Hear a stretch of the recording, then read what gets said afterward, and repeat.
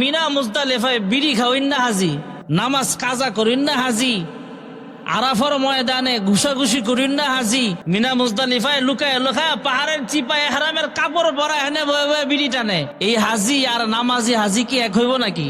এজন্য হাজি সাহেবরা রাগ করেন না।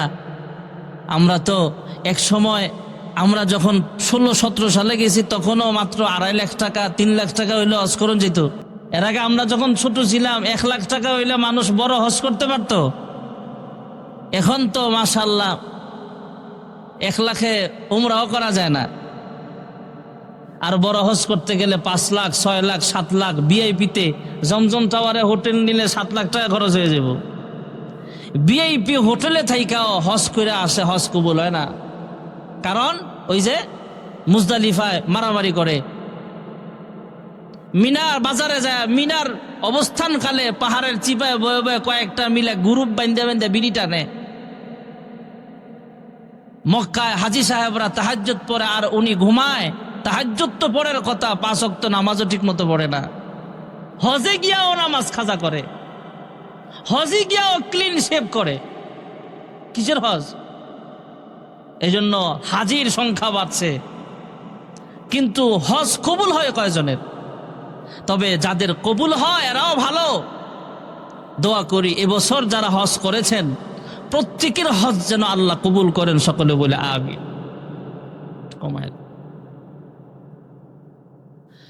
এজন্য যে কথাটা উদ্দেশ্য বলার, হজ পরবর্তী 40 দিন পর্যন্ত দোয়া কবুল হয়, আল্লাহর কাছে দোয়া করা।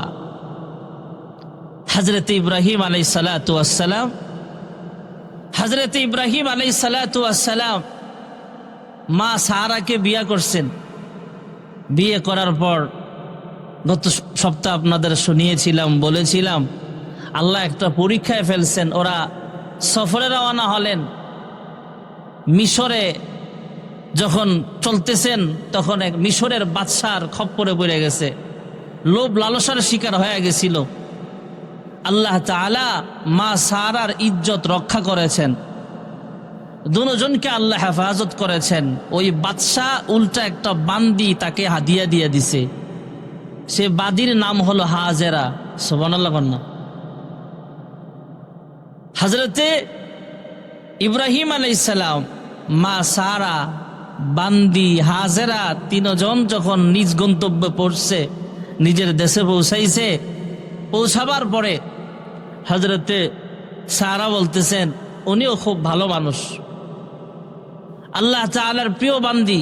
উনি বলতেছেন আমার তো বাচ্চা কাচ্চা নাই, যেই সংসারে ছেলে মেয়ে নাই এই সংসারের দাম নাই। যার ছেলে মেয়ে নাই সে জানে, যার ছেলে মেয়ে নাই, সন্তান নাই, নিঃসন্তান, ওরা জানে সন্তান যে হয় না এই জন্য বুকে কত কষ্ট। যার সন্তান হয় না এটা পরীক্ষা, যে গরিব পরীক্ষা, যে বেশি পয়সাওয়ালা এটাও পরীক্ষা। যার শুধু ছেলে আছে পরীক্ষা, যার শুধু মেয়ে আছে এটাও পরীক্ষা। আল্লাহ কাউকে শুধু ছেলে দেয়। আমাদের এক চাচা, ওর 5টা ছেলে, কোনো মেয়ে নাই। মেয়ের জন্য আফসোস। বড় ছেলে বিয়ে করাইছে, সবাই শুধু দোয়া করে আল্লাহ যেন মেয়ে দেয়। পরপর 2টা মেয়ে হয়েছে, সবাই খুব আদর করে। আবার অনেক মানুষ এমন আছে যার শুধু 5টা 7টা মেয়ে আছে, ছেলে নাই। আর যার ছেলে মেয়ে নাই সে শুধু দোয়া করে আল্লাহ ছেলে দেওয়ার মেয়ে দাও, একটা দাও, রব্বি হাবলি মিনাস সালিহিন। সুবহানাল্লাহ। হযরত ইব্রাহিম আলাইহিস সালামের ছেলে নাই, মেয়েও নাই, সন্তান নাই, 86 বছর বয়স, 2 বিবি, একজন সারা আর একজন হাজেরা। মা সারা আলাইহিস সালাম, হাজেরা তো বান্দি ছিল, ওনাকে হাদিয়া দিয়ে দিছে, নেন আপনাকে দিয়ে দিলাম আমার বান্দিটা। হযরতে ইব্রাহিম আলাইহিস সালামের এখন 2 বিবি, হাজেরা, সারা। এখন মা সারা তো আগে, উনি বড় বউ এবং দাপরশালী, আরেক বাদশার মেয়ে এবং ভালো মানুষ, বুজুর্গ মানুষ। তো তিনি হাদিয়া দিছেন, গ্রহণ করছেন, ভালো মানুষ। আল্লাহ তাআলার কাছে 80 বছর 86 বছর বয়সে আল্লাহর কাছে দোয়া করেন, রব্বি হাবলি মিনাস সালিহিন।